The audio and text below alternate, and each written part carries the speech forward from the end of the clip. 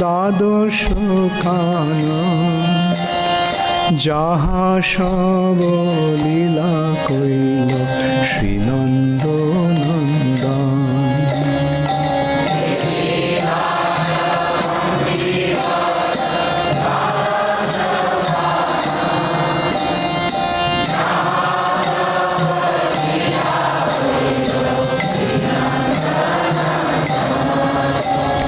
শ্রীনন্দ যশোদা জয় জয় গোপগণ, শ্রীদামাদি জয় জয় ধেনু বৎসগণ।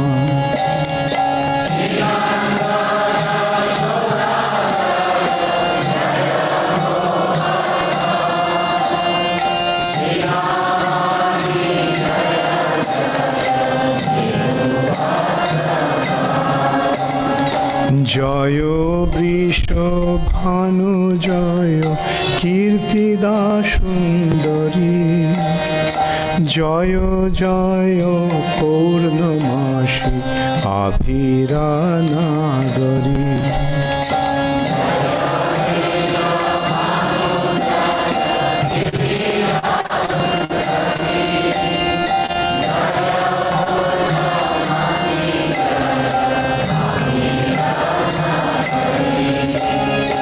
জয় জয় গোপীশ্বর বৃন্দাবন,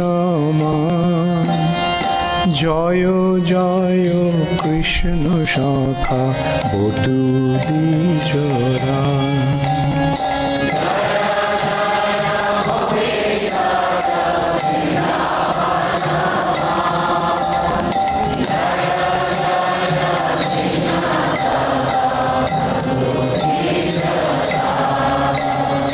জয় রাম ঘাট জয় রোহিণী নন্দন, জয় জয় বৃন্দাবন বাসী যত জন।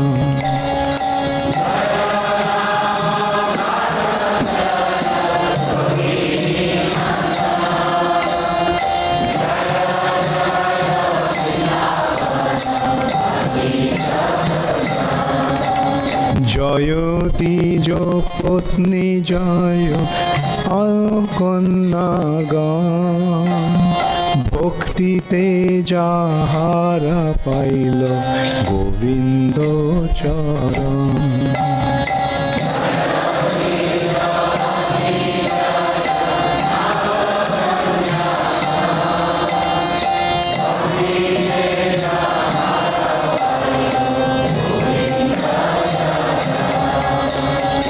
জয় দ্বিজ পত্নী জয় নাগ কন্যাগণ, ভক্তিতে যাহারা পাইল গোবিন্দ চরণ।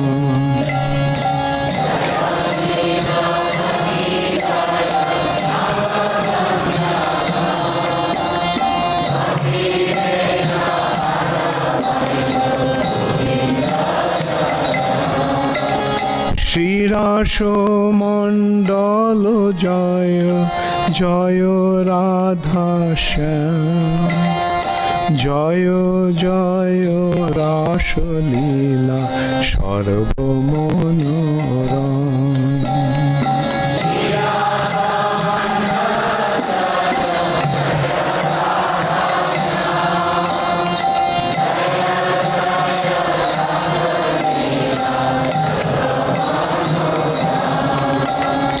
শ্রীরাস মণ্ডল জয় জয় রাধা শ্যাম, জয় জয় রাসলীলা সর্বমনোরম।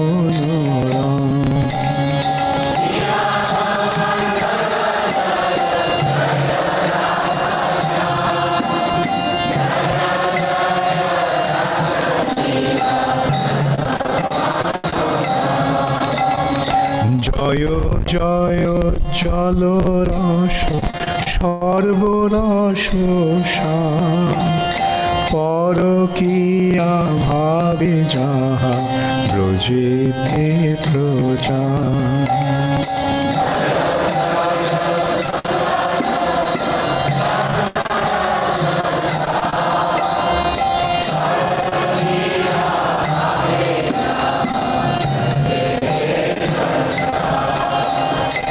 জয় জয় জলরস সর্বরস সার, পরকীয়া ভাবে যাহা ব্রজেতে প্রচার।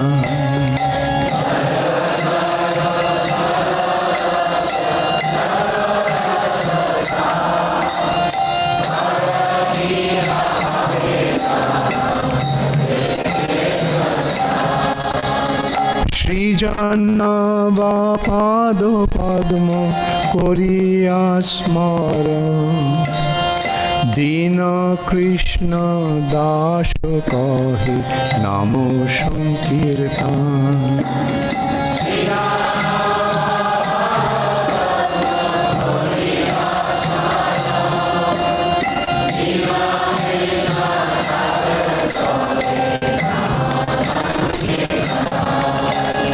শ্রীজান্নাবা পাদ পদ্ম করিয়া স্মরণ, দীন কৃষ্ণ দাসে কহে নাম সংকীর্তন।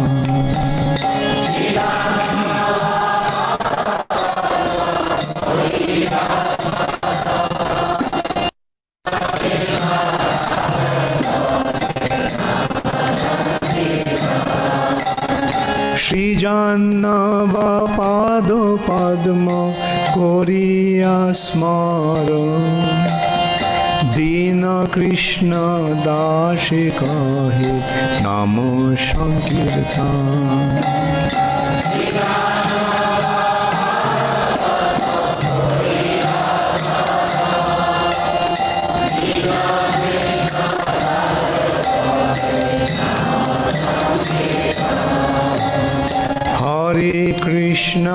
হরে কৃষ্ণ কৃষ্ণ কৃষ্ণ হরে হরে, হরে Ram Ram Ram Hare Hare.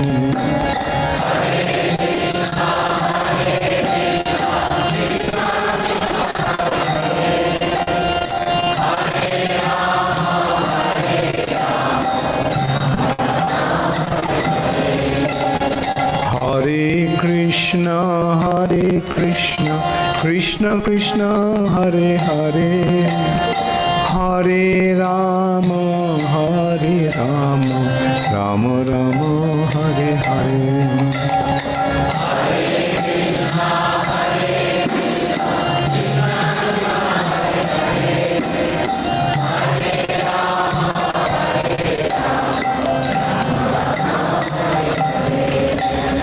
Hare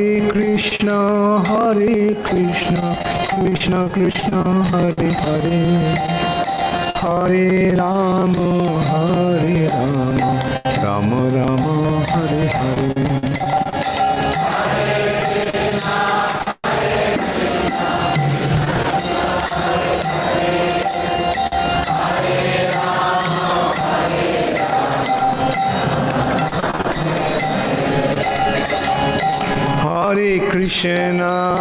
Hare Krishna Krishna Krishna Hare Hare Ram Ram Ram Hare Hare.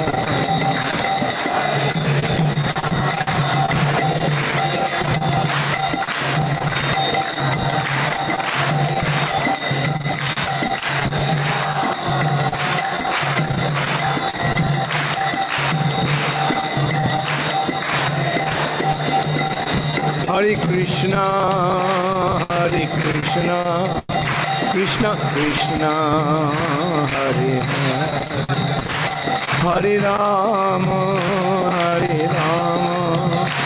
Rama Rama Hare Hare.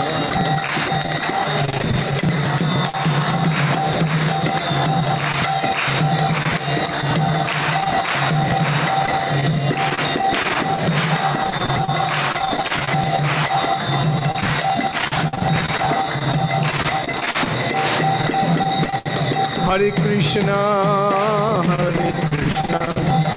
Krishna Krishna, Hare Hare, Hare Rama, Rama Rama, Hare Hare.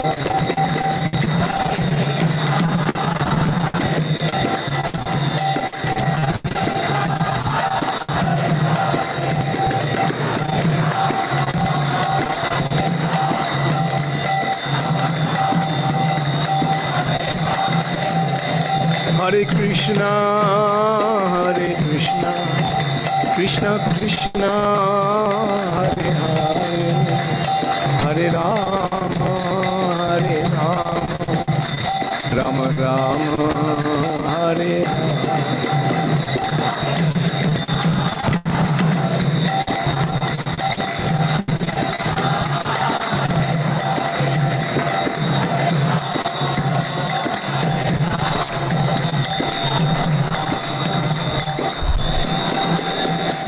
Hare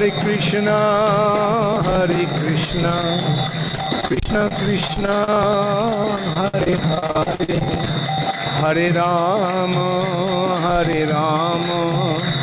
Rama Rama, Hare Hare.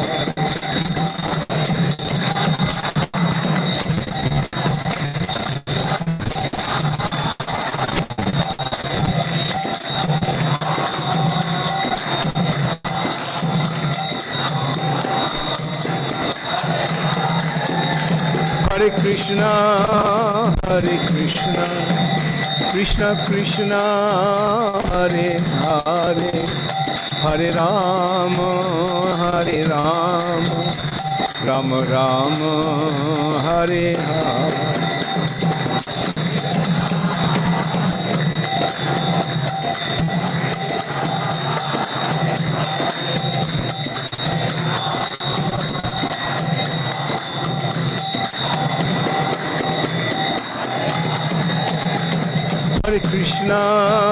Hare Krishna, Krishna Krishna, Hare Hare, Hare Rama, Rama Rama, Hare Hare.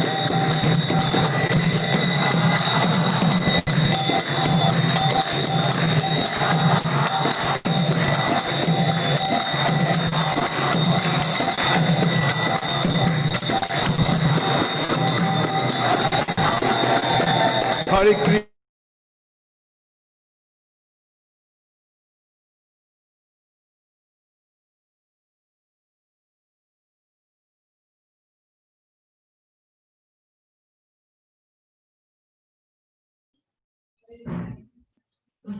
Hare Krishna. Your voice is not coming. My voice is coming, Prabhuji. Hare Krishna. Your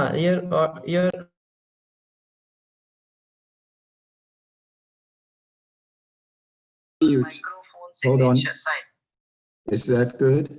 No. Here it is. Yeah, just click there. Now it's muting. Now it's Okay, unmute. now your audio is there, I think. I believe so. Okay. Can you hear me? Yeah, now we Can you hear me now? I don't hear you, unfortunately.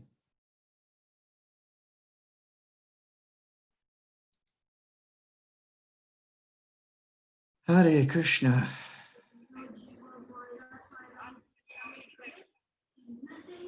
Hare Krishna. Hare Krishna, Prabhuji. Are you able to hear me? I'm able to hear you, yes. Okay. So, so we would like to welcome His Grace Ranjit Prabhu. Prabhuji is Srila Prabhupada disciple. Prabhuji joined ISKCON in 1974 at Vancouver, Canada, and he received his second initiation from Srila Prabhupada in 1976 in Vrindavan during Vrindavan festival.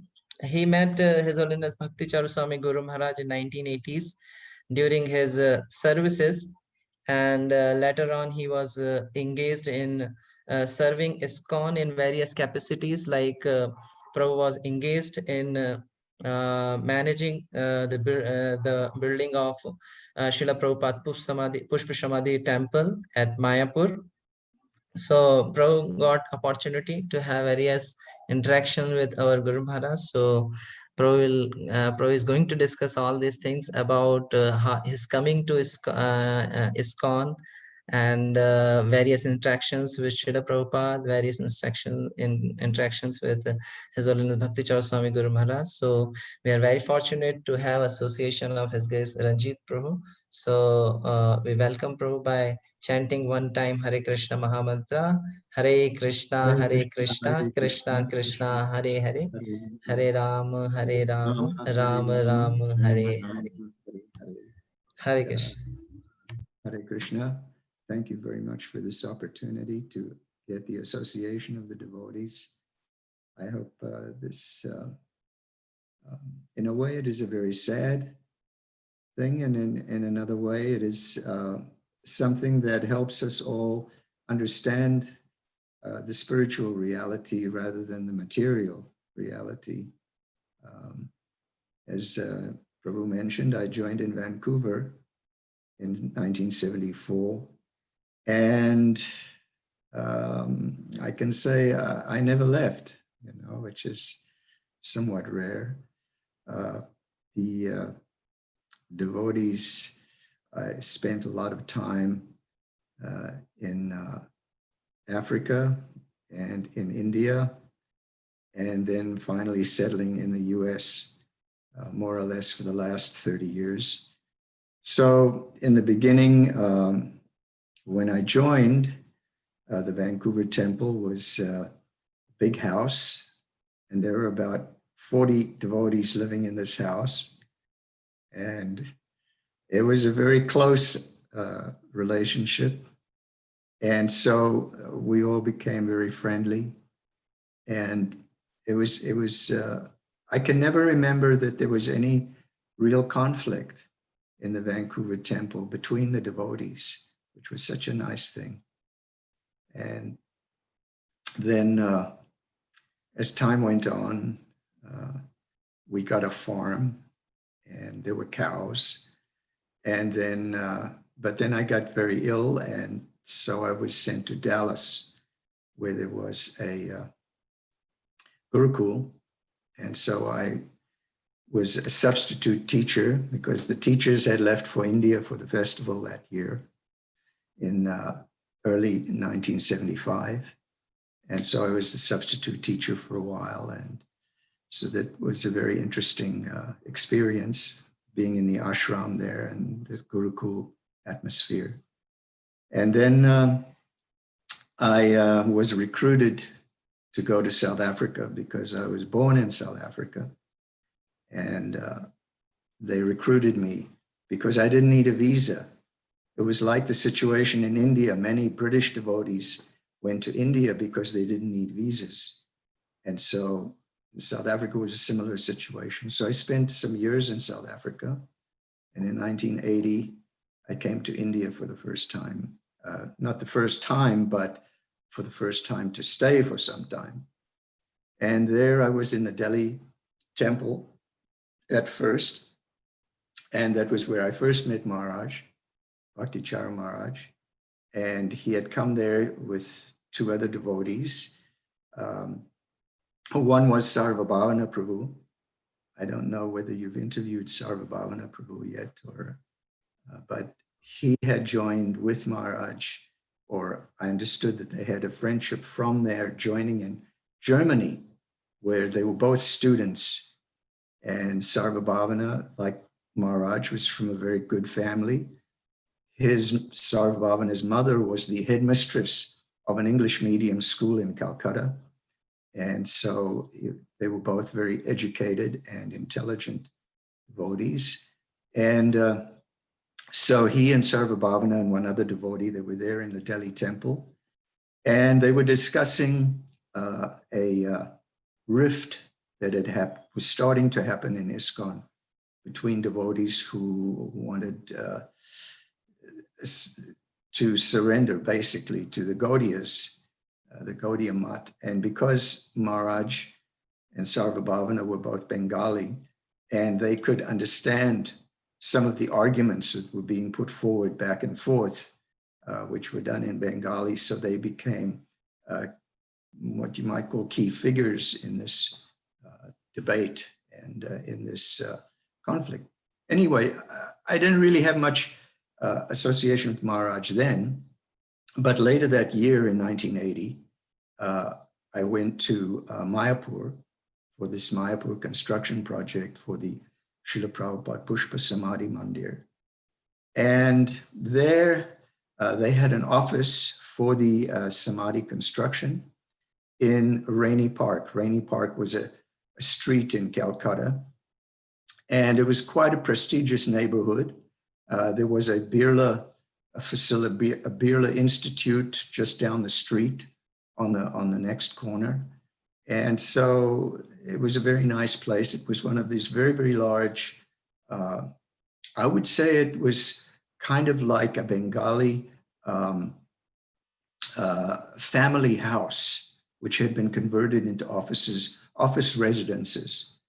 And downstairs, the Calcutta Temple accountants, they did their work there. They had their offices there, doing the books for the Calcutta Temple. And the next floor up, there was a bunch of apartments, sort of like studio apartments, where, as I say, one was the Samadhi office, other apartments on that floor. I remember Pancharatna Prabhu and his wife, and Shravanananda and his wife, and also Shyamasundar Prabhu, the astrologer. We all had apartments in that complex. And then above that, on the top floor, Maharaj had his apartment, and that was where he was doing his translation work with books. And so we met quite a few times, and the wonderful thing was Maharaj was always very caring, a very wonderful mood of empathy and sympathy. And so he would, every now and again, he would have a big feast. And sometimes it would be Chinese food, and then on other times it would be Italian food. And those were Maharaj's specialities. And so we would all go up there, everyone would come, and we would all partake. And it was a very collegial atmosphere. Maharaj was, although he was a sannyasi and he was given the respect due to a sannyasi, he was not a GBC, or he was not a guru. And, so he was more one of the guys as in that context. And I remember Sarvabhavana was there sometimes also. And so one thing you have to remember was, in those days, there was no pizza parlor in Mayapur. The idea of having Western style or Chinese or Italian prasadam was a great treat, because it broke up the whole eating experience, the whole prasadam experience. So there was a very fond memory that we all have of Maharaj. And I know at the time he had one servant in particular, but there were one or two others. And I remember that this servant, he wasn't taking initiation because he was waiting for Maharaj to become guru so that he could take initiation from Maharaj. And that was quite unusual at the time, given the circumstances of ISKCON and the guru situation in ISKCON at the time. And so anyway, sometimes Maharaj would come to Mayapur and we would associate, especially on the big holy days. He would come and we would all take prasadam together. Mayapur would put on these incredible, for that time, they were unbelievable feasts. They were just amazing. And so we became friendly, right from the start. And so then, of course, my service at the Samadhi ended. I had to do visa things. And so I went back to the West. So then first so I went to, because another devotee who was actually a construction engineer had taken over the management basically of the Samadhi, I felt that my service was no longer really needed there. And this devotee being so much more accomplished and competent, he was one of the architects involved in building the Schiphol airport in Amsterdam. So he was a very qualified person. And so I moved on, and I was in Los Angeles for about 10 years. And at that time, Maharaj came through occasionally, especially for Rath Yatra, I remember. And we would have discussions and talks, and it was very nice to meet him there. And of course, at that time, his situation became more elevated. I think it was around 87 or so that he became a guru, and GBC's, I don't know if it was GBC at the time. And so that, but that was not really important to him in terms of the relationships that he would have with people. It wasn't that he, was any different because he was now a GBC or a guru or that kind of thing. So that was a very wonderful quality that he had, that he was not affected by external considerations like that. So then I became involved in Bhaktivedanta archives. I had not very much association with Srila Prabhupada. I can remember my first seeing Srila Prabhupada in the San Francisco airport in 1974. I had been a devotee for about 6 weeks, and all the devotees in Vancouver, they drove down for the San Francisco Rath Yatra. At that time, that was the only Rath Yatra in the whole of the United States. So at that time, we all drove down, and we got to go to the airport at least. And I knew the airport geography somewhat. And so anyway, there was devotees, and we were having kirtan in the place where Srila Prabhupada would enter.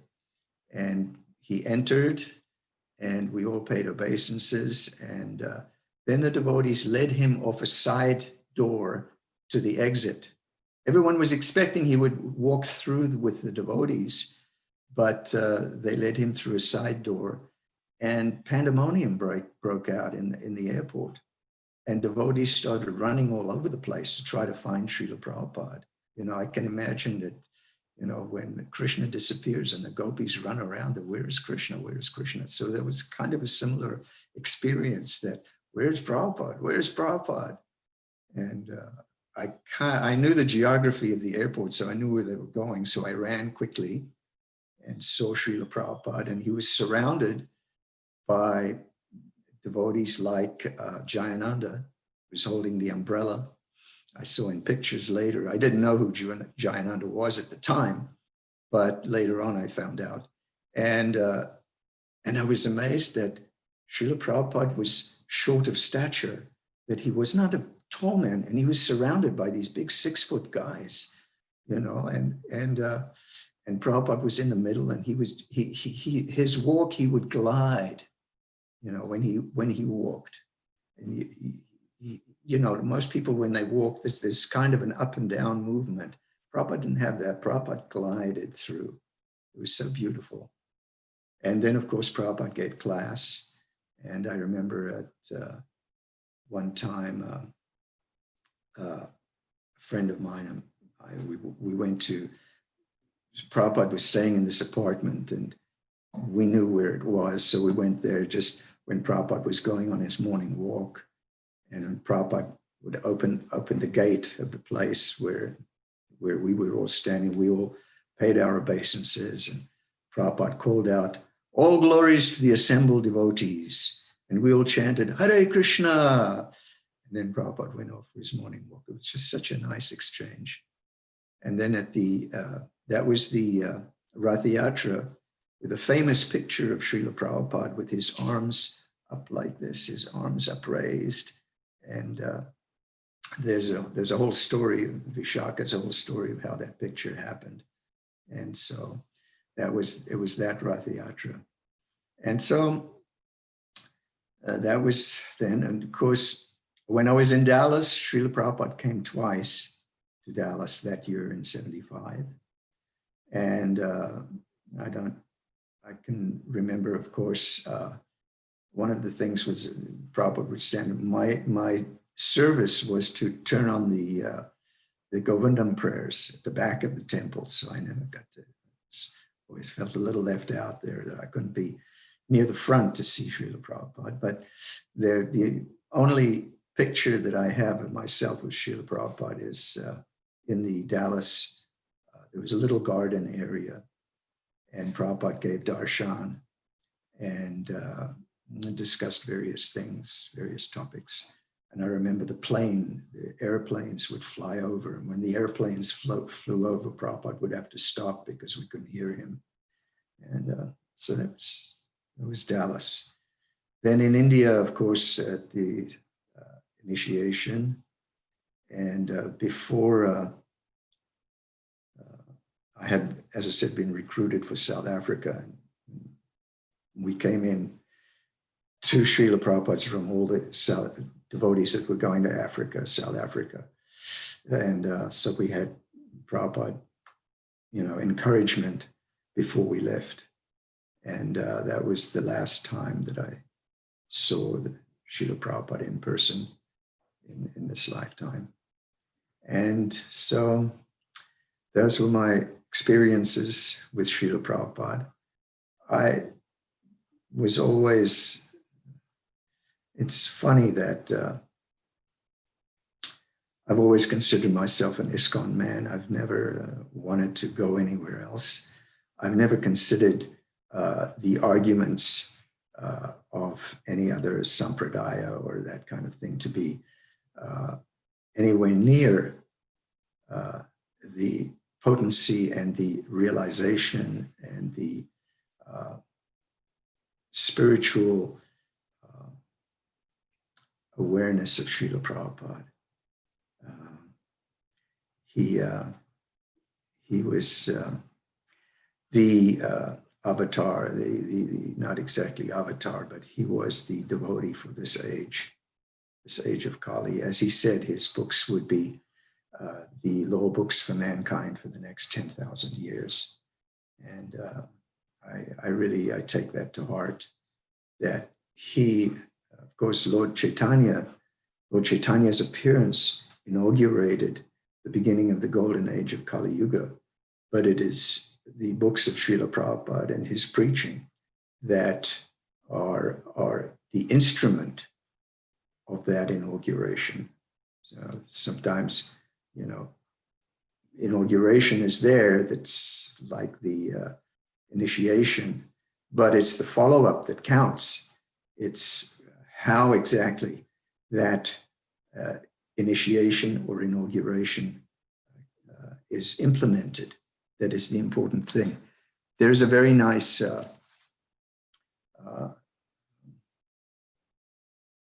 realization that I had at the time, and it applies also in this era where so many of our initiating spiritual masters within ISKCON are beginning to leave. And so it's a very serious consideration. And Srila Prabhupada was asked, there's a conversation which Srila Prabhupada had with devotee Atreya Rishi Das, where Atreya Rishi actually asks, because Prabhupada's position was so prominent, so central to the movement, and that he asked Srila Prabhupada, how many qualifications does a spiritual master have in terms of being a spiritual master? Is he designated? Does he have to be designated by the former spiritual master? He has to be a devotee? And Prabhupada said, oh yes, oh yes. So then Atreya Rishi continues, surrendered and designated. That is, identifies disciplic succession, both surrender and designation. And Prabhupada immediately says, and by the result. And the result of activity. And so Prabhupada says, so far designation is concerned, the spiritual master authorizes every one of his disciple, but it is up to the disciple to carry out the order. Able to carry out or not, it is not that the spiritual master is partial. He designates one and rejects the other. He may do that if the other is not qualified. He can do that. But actually his intention is not like that. He wants that each and every one of his disciples become as powerful as he is, or more than that. That is his desire. Just like the Father wants every son to be as qualified or more qualified than the Father, but it is up to the student or to the son to raise himself up to that standard. I find that's one of the most important explanations that Srila Prabhupada gives of the relationship between disciple and spiritual master. That it is not that the acceptance and the offering of initiation is the desire. It is the desire of the spiritual master that his disciple take up his mission. And that is the same for us as Prabhupada disciples. It is the same for all the ISKCON leaders and gurus who are both Diksha and Shiksha mentors to the next generation. And I feel that it is the mission of ISKCON. Because after all, what is the purpose of ISKCON? The purpose of ISKCON is to provide facility for devotional service. That is all. That's all it is. Because by that devotional service, with hearing, chanting, remembering, all these things, the 9 processes, that way we all become spiritual. We all become spiritual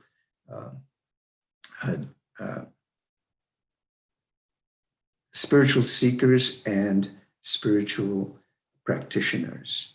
So this is really the important thing. Now, I left a bit from the history, and one of the things I did note was that at the time that I met Bhakti Charu Maharaj, actually there weren't many Indian devotees in ISKCON when at the time of Srila Prabhupada's departure. There were very, very few. And everything was being done by Western devotees. There were a few managers, like at Delhi Temple. Lokanath Maharaj was the temple president. Gopal Krishna Maharaj was the GBC and the BBT trustee. But apart from them, there were just very few Indian devotees. And it's something that, of course, has changed tremendously. And it's, for me, a sign that the movement is going in the way that Srila Prabhupada wanted it to. After all, if you look at Srila Prabhupada's actions, especially when it comes to money, Srila Prabhupada was very, very meticulous and careful with money.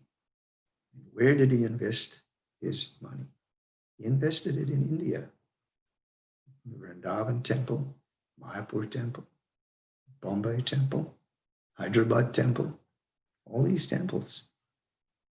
And so to me, it is a great success of ISKCON that it has taken root in India.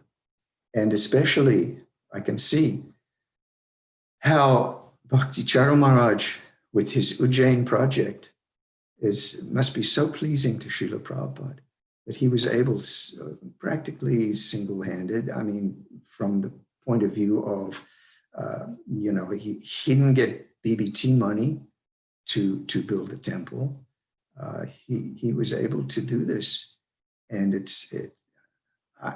I've never been there, but every time I would meet Maharaj, I would say, Maharaj, I really want to go to Ujjain. I really want to see, and he would say, yes, come, and anyway, it hasn't happened yet.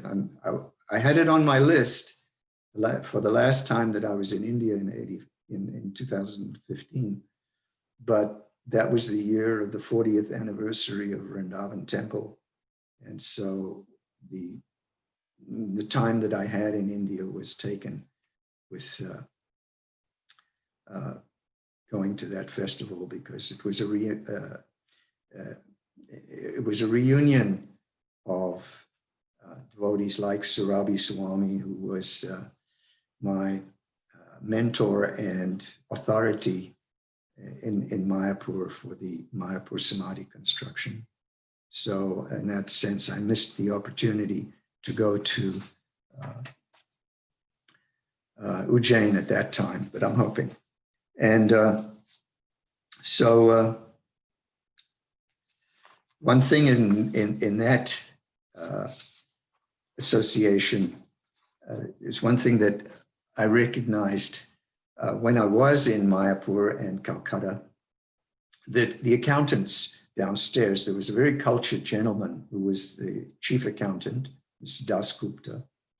And when there was at the annual Rabindranath Tagore festival, he would take his vacation and he would go to Shantiniketan, the university established by Rabindranath Tagore, and they would have readings of poetry and so on and so forth, because after Rabindranath Tagore was the first Indian to receive the Nobel Prize for literature. And so he became very celebrated, and especially in Bengal. And so I see the importance of the preaching in Bengal as one of the priorities of ISKCON, really. I don't know how much the leaders kind of incorporate this into their planning or the strategic elements of their service. But for me, I remember at the time thinking that ISKCON will be successful in India when poetry of Bhaktivinoda Thakur eclipses poetry of Rabindranath Tagore, eclipses the poetry of Rabindranath Tagore. And it's interesting because Srila Bhaktivinoda Thakur, he was a family friend of the Tagore family. They were associating, and they were intellectual, I wouldn't say rivals, but they were certainly intellectual, part of the intellectual community of Calcutta and India at the time. And but I do feel that through the translations of Bhakti Charu Maharaj, that the writings of Srila Prabhupada will certainly eclipse the writings of Rabindranath Tagore. And that will be a great achievement and a great milestone in the preaching of ISKCON in India, and especially in Bengal. So I liked that. Let me just see in my notes here if I have anything for you. Yes. One thing that I never had really much contact with Maharaj was in his capacity as a GBC. I didn't really have any knowledge much of that side of his activities and his service. And but I did have some, because after I moved to Florida from the archives base in North Carolina, I met up again with Guru Garanga Prabhu, and I would visit him occasionally, and especially when Maharaj was there. And so we would associate at Guru Garanga Prabhu's home. And I remember at one point we were discussing the material world and things like that. And so I mentioned, oh, there's a famous poet, T.S. Eliot, and he describes his life that I have measured out my life in coffee spoons, was a quote from this poem. And Maharaj immediately said, oh, T.S. Eliot, yes. And he immediately quoted another verse, another line from a different poem by T.S. Eliot. And I was kind of humbled because I figured I was such a smart guy, you know, that I would know this poetry. But Maharaj immediately put me in my place. Yes, you know, you may know, but I also know. I'm also. And I kind of realized that actually Maharaj was an intellectual before joining, and apart from because his qualities of empathy and his qualities of kindness to the devotees was so much more prominent that you forgot about that. Actually, he was really a cultured, very well educated man, and I feel that in some ways we grew up at the same time. I discovered just a few weeks ago that we were born 2.5 weeks apart, and we both grew up in this British neo-colonial kind of milieu, you know, British boarding. I went to a British style boarding school, and I know that Maharaj went to the top schools in Calcutta, which were, I'm sure, based on the British kind of system. And so we kind of grew up learning the same things, and, you know, in that way, feel a kind of kinship with him in that sense that we're from the same generation, in fact, the same year. And so it was so nice to have his association, and also to know that the country that I came from, South Africa, there's so many disciples of Bhakti Charu Maharaj in South Africa, and so that's nice. I really feel with that, and of course, finally, the final occasion when I met with Maharaj was in DeLand in Florida. We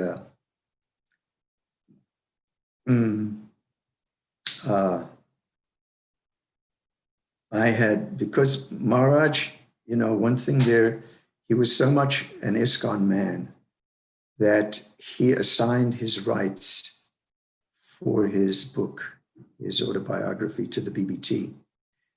And this may seem like, oh, well, that's natural. Well, it's not so natural, because a lot of devotees write books and they don't go do this assignment of rights to the BBT. And it's part of my service now is dealing with these legal issues. And so that time I came to DeLand this last time. There were two things going on. There was actually one of the devotees that had helped Maharaj to reacquire the new Mayapur temple in France had just passed away. And so Maharaj was holding a ceremony and remembrance of this devotee. I never met him, but Guru Garanga Prabhu had met him and was a friend of his. And so I went down for that, and also that Maharaj could sign the papers for the assignment of his book to the Bhaktivedanta Book Trust. And the Bhaktivedanta Book Trust did make it available on Dandavats for a free download for devotees to read and relish Maharaj's writings. And so that was was not the final time that I met Maharaj, but it was one of the last times. And subsequently, he came to Alachua at the home of Prabir and Sri Gaurangi. And he made sure that all his godbrothers were invited for that meeting, and I was for that lunch. I was there, and it was very nice to meet him. I know that Ambarish Prabhu and Shesha Prabhu and Tamar Prabhu, they were all there as well. And it was very, as I say, collegial, that Maharaj, while Maharaj was the center of the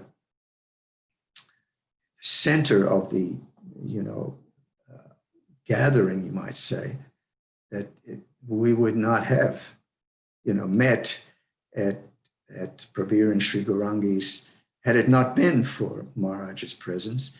But so he was in that way, he was a magnet for bringing devotees together. And he tried to make sure in that way that devotees were brought together and made to be friends and to reawaken their acquaintance and their friendships with each other. So that was a wonderful quality of Maharaj. And certainly I got to hear the story of how New Mayapur in France, which had fallen on very hard times, and devotees had lost the temple, in fact. But through Maharaj and through this devotee who had just passed away, we were able to regain that temple in France. So apart from starting a wonderful center in Ujjain, Maharaj was also instrumental in doing things in the Western countries as well. And I hope that the DeLand project also can go forward. I know it was his desire, and I know that it's also has its challenges. Farm projects in the United States have not been easy. In fact, have been very difficult. I remember when I joined in Vancouver in 1974, then the temple president he went to see Srila Prabhupada. Srila Prabhupada had come to Los Angeles, and Srila Prabhupada expressed some criticism at the cost of the renovation of the Los Angeles temple. And he said, oh, you should start the farms, you should start a farm community. So our temple president in Vancouver, he ran out and bought the first farm he could find that looked promising.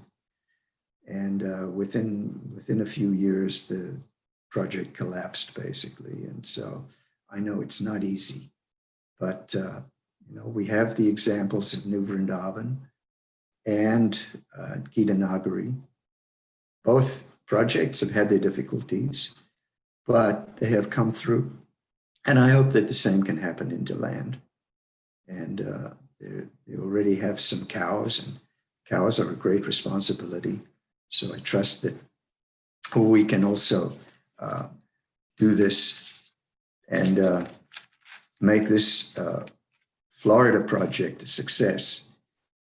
Here in Alachua, we have a farm, and it has its challenges.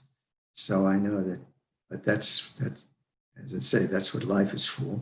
That's what this particular life is for, and I hope we can do that. I hope we can become a successful center for cow protection, a successful center for farming, and also a successful center for preaching. There's a lot of potential in Orlando. There are a couple of universities there. University preaching potential is very great, as well as other things, because you have the big Disney World and Universal Studios, big tourist attractions there. So there's a lot of opportunity for preaching in this area. So I hope the devotees that take care of the DeLand temple can take advantage of that. So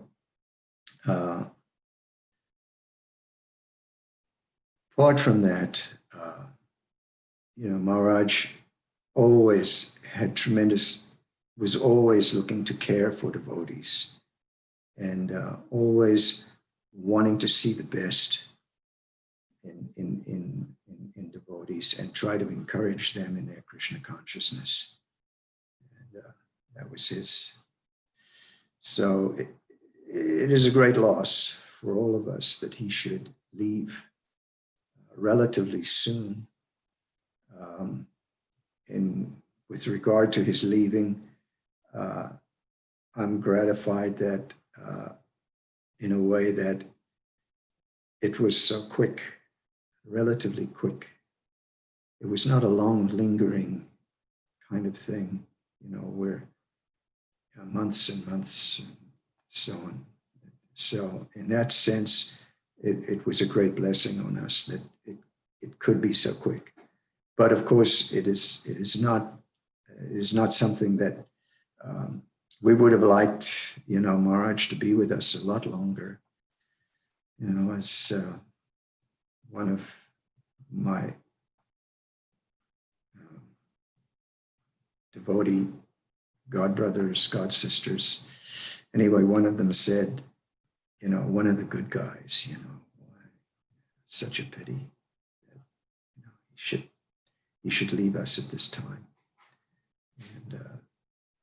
And anyway, that's what I can think of at the moment.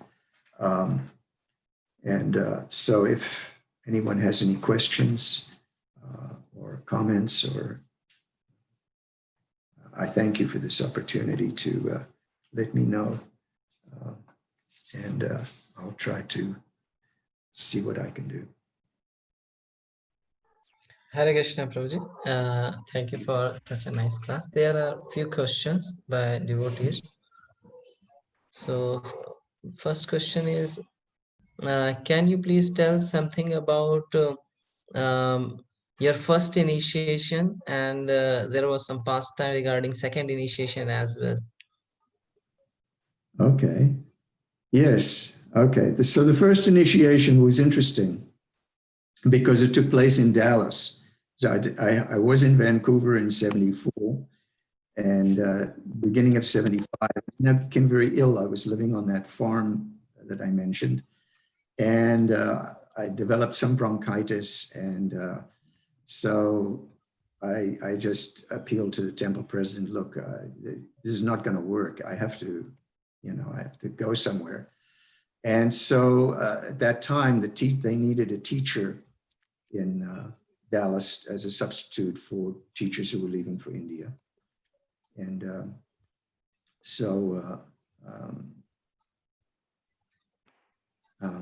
I'm sorry, what was the question again? I got caught up in initiation. Oh, my first initiation. So I had not been initiated at that time.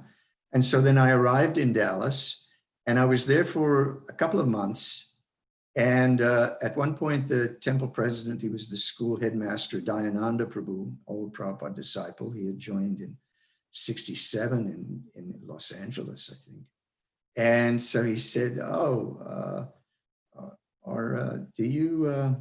you should get initiated. And so I said, well, there was a letter from Srila Prabhupada, but I left Vancouver.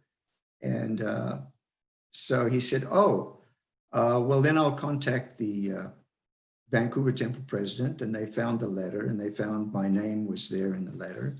And so it was an initiation in Dallas in the temple room.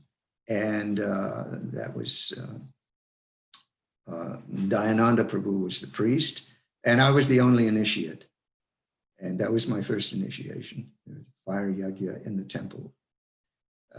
Second initiation, it was interesting because a lot of devotees got initiation then. I know Shesha Prabhu, Nagaraj Prabhu, who's the chief editor of Back to Godhead magazine. He was one of the second initiates also. Another devotee who also recently passed away, Kalyapani from England, and Bhakti Vikas Swami. He was initiated in that initiation also. and another devotee here in Alachua, Purushartha Prabhu. He got first initiation, I believe, then. So that was the initiation ceremony, and there are a bunch of pictures of that initiation ceremony.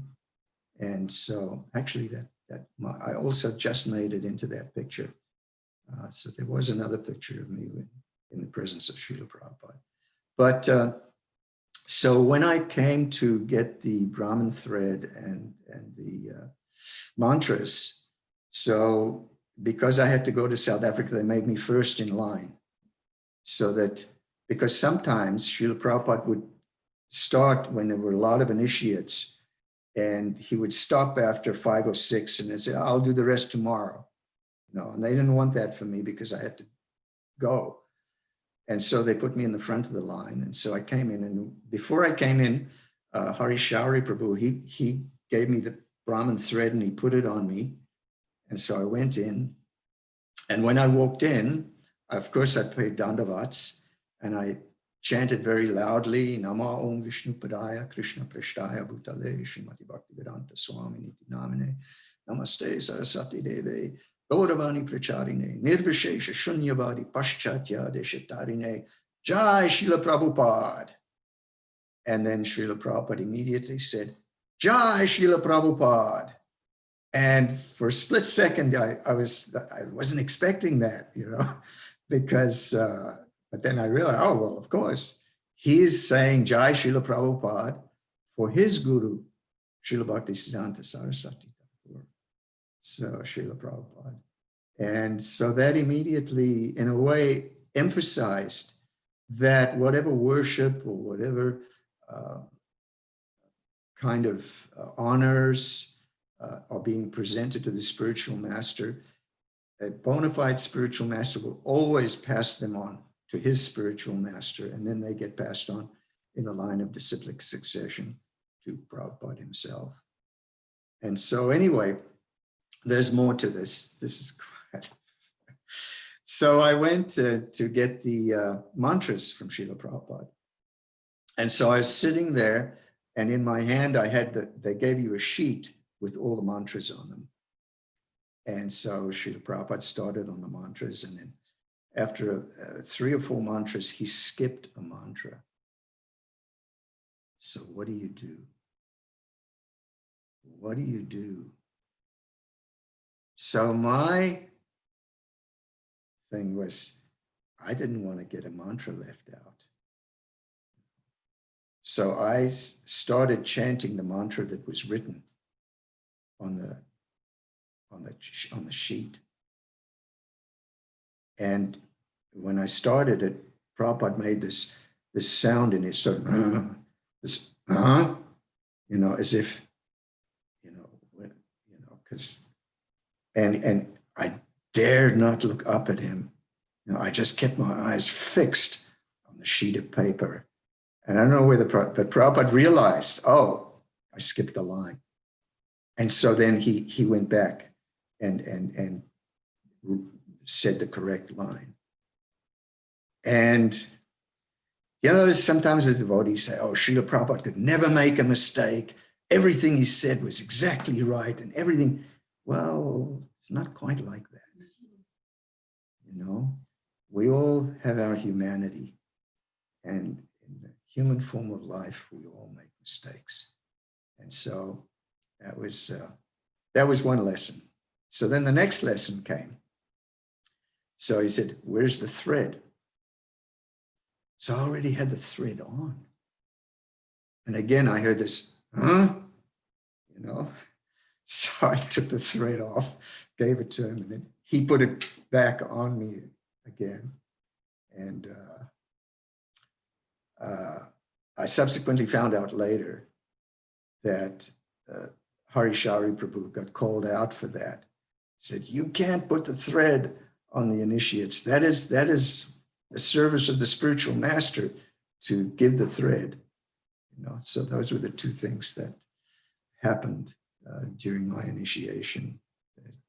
Very instructive, very instructive. Especially the, but Prabhupada, of course, very merciful. And that's a wonderful quality of Srila Prabhupada that Bhakti Charu Maharaj also had. It's great mercy and compassion on people. So There is another question. Yes. By Her Grace Kalindi Devidasi. So she is asking, how you suggest we should preserve the lectures of Srila Bhakti Charu Swami Maharaj, since you have an experience with the Bhaktivedanta archives, just so everything recorded can be available to the disciples. Well, of course, the technology is there, and there's no doubt one should use that and make that technology work for you in that way. I'm not a great sound. All I do know is that at the best is, I don't know in what circumstances the recordings were done. That's very important. And they should be transferred to the digital format, because the digital format will last a lot longer. Now, mostly now, everything is being done digitally. And it's best to, you can consult with Paramarupa Prabhu and Ekanath Prabhu at Bhaktivedanta Archives as to what currently the best preservation is. My understanding is that now hard drives and backup hard drives seem to be the best given the current technology. And it's also important to be aware that the technology is always changing, and one has to maintain the legacy. One has to maintain those recordings in a way that the technology is current. We were very careful at Bhaktivedanta Archives whenever something new would come out, because first came out digital audio tape, DAT. And so we immediately transferred everything to DAT. Then the next to come out was CD. And so we transferred as much as possible to CD. Then MP3 came out. Again, we had to transfer everything to that technology, although that's because MP3 is a more inferior sound quality. It's not much appreciated by archival people. Usually the wave files that are full, the full spectrum of sound can be preserved in that way. But I've been away from the archives for some years now, so there may be other ways that they have at the moment. But another thing that, in my experience with the archives, was that whatever the consumers are using at the time, if it's the best quality, if it has good quality, then it should be preserved with the consumer, whatever it is, whether it's CDs or whatever. Just hold on a second. Sorry about that. And so whatever the technology is at the time, go to the consumer technology as well, because the consumer thing is so vast, the consumer market, that they will always try to upgrade according to that market. And so as a backup, it may not be the best archival standard, but as a backup, that's always a good way to go. That's the best insight that I have in terms of the audio preservation. Thank you, Prabhuji. One last question by His Grace Manu Prabhu. So thank you very much for sharing such wonderful realization. Can you please share as to what should be our internal mood and thinking so we can surrender ourselves more and more to the instructions of Guru Maharaj? In essence, how do we internally surrender ourselves and cultivate dependence on Guru Maharaj? I was listening earlier this morning to a class by Niranjan Maharaj. on devotee care. And I know it was also a topic that is very much part of Bhakti Charu Maharaj's thinking also, devotee care. And that is, I think it's an area that, will be the most important. And it's not that you create a department, as Niranjana Swami explains. It's not that you create a devotee care department and then, the regular devotees or the management devotees, or devotees who are the leaders, they can say, well, the care is taken over by the department. And then I have so many things to do and I have so many services and I can't, therefore, I don't want to be involved with that. But that is a mistake. And so devotee care means that everyone is involved, and that, of course, you may have a department for facilitating some kinds of care, but it's something that devotees in general should be aware of in their everyday association, and to try to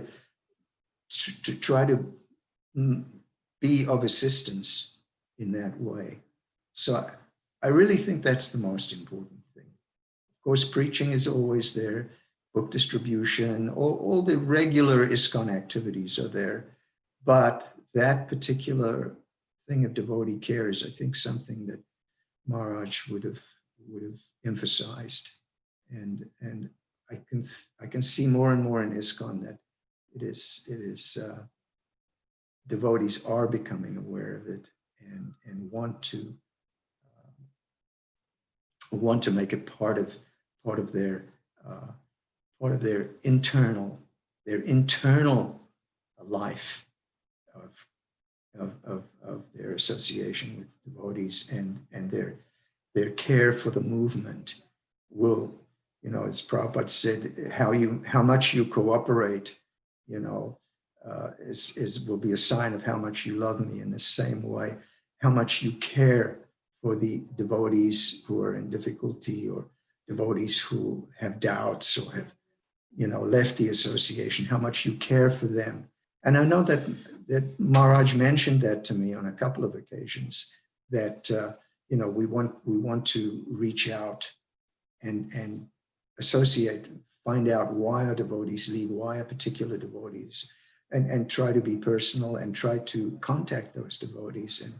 And of course, in our day-to-day dealings with each other, have that prominently in our minds. So I think that would be my advice. And I hope that this can help. Hare Krishna, Prabhuji. There is Hare one more question. If you have time, we can take that also. Sure. The question is, why is it 10,000 years only? ISKCON is all over the world now. What will cause it to end after 10,000 years? What will happen then? Well, it's the plan of the Lord. What can I say? This is Kali Yuga is Kali Yuga. Krishna has a plan, and we can see that with Maharaj's passing. It was not our plan that Maharaj would pass. It was not his plan either, but somehow it was Krishna's plan.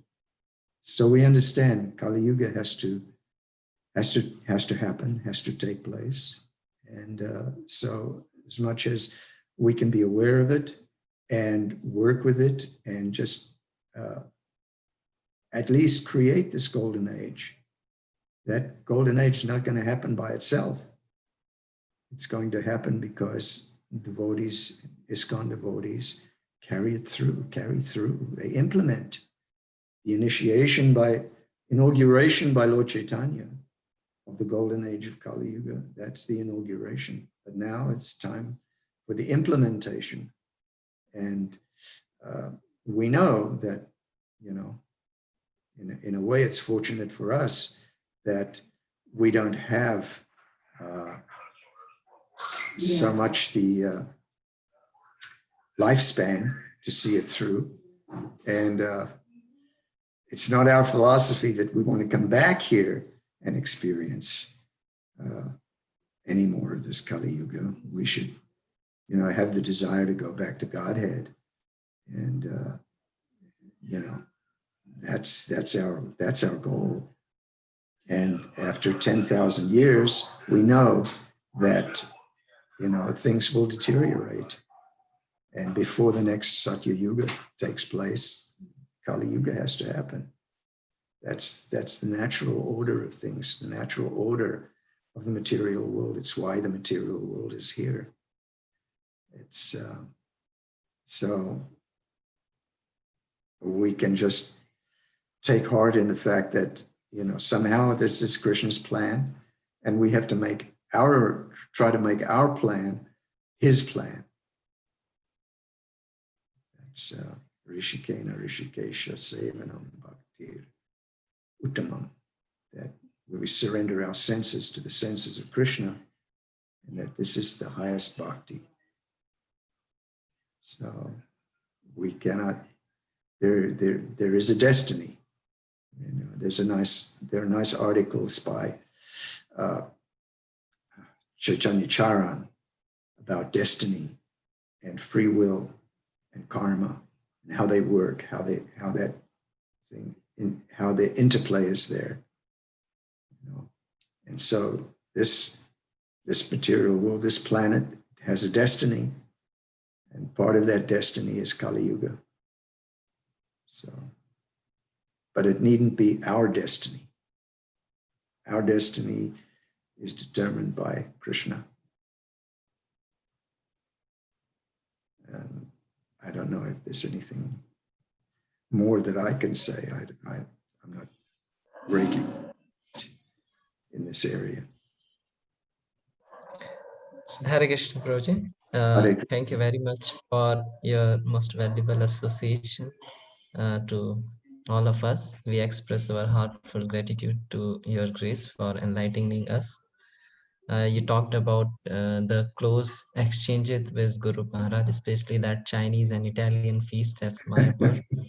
And your eagerness to be with Srila Prabhupada, Srila Prabhupada, you narrated the airport pastime, that how. And then you talked about the various qualities of Guru Maharaj, like his intellectual, well-cultured, kind, loving relationship, loyalty to Srila Prabhupada, magnetic nature, care for devotees. And you also told the duty of every disciple in ISKCON is to accept instructions of his spiritual master. The spiritual master is like father who wants all his disciples to advance even more than him. So we are very thankful for your association. We beg for your blessings to empower us so that we can follow these teachings and become loyal servants of our spiritual master and serve in ISKCON in the mission of Srila Prabhupada whole life. Also, we humbly request your grace to please visit Ujjain, that Guru Maharaj has already requested you, which is one of the most important project of Guru Maharaj. So thank you very much for your association. We would like to express our heartfelt gratitude by chanting loudly one time Hare Krishna Mahamantra. Hare Krishna, Krishna Krishna, Hare Hare, Hare Rama, Rama Rama, Hare Hare. His Grace Ranjit Prabhu ki Jai, His Holiness Bhakti Charu Swami Guru Maharaj ki Jai, Jagat Guru Srila Prabhupada ki Jai, Gaur Premanande, Hari Hari Bol.